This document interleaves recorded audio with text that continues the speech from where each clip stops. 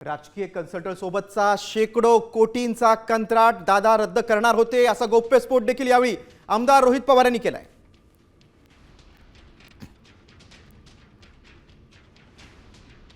अजितदादांबरोबर जेव्हा केव्हा मी भेटलो आणि दादांचा जो काही शेवटचे 3-4 महिने होते त्यात मी दादा आणि त्यांच्याबरोबरचे अधिकारी एकदम घट्टपणे फार महत्त्वाची चर्चा त्या ठिकाणी करायचो आणि ती करत असताना मग काही अधिकाऱ्यांचे कर्मचाऱ्यांचे त्याच्यावर आमच्यावर त्या ठिकाणी विश्वास असल्यामुळे तिथं चर्चा काय चालली होती हा विषय जेव्हा केला तेव्हा तिथं चर्चा कुठले तरी राजकीय कन्सल्टंट कोणीतरी आहे त्यांचा जो कॉन्ट्रॅक्ट आहे जो शेकडो कोटीचा आहे तो आपल्याला कॅन्सल करावा लागतोय कारण त्यांच्याकडनं काहीच आपल्याला मिळत नाही त्याचा काहीच फायदा होत नाही। आणि 7 दिवस आधी सुद्धा बारामती हॉस्टेलला दादांना जेव्हा मी भेटलो होतो तेव्हा सुद्धा दादांनी काही लोकांना सांगितलं होतं शहाणपणा करू नका, राजकारण आम्हाला शिकू नका, राजकारण आम्ही कसं करायचं हे माहिती सर्वे फक्त तुम्ही करा, अशी काहीतरी चर्चा तेव्हा झाली होती। अशा पद्धतीची चर्चा तिथं झाली आणि दादांना त्याच्यामध्ये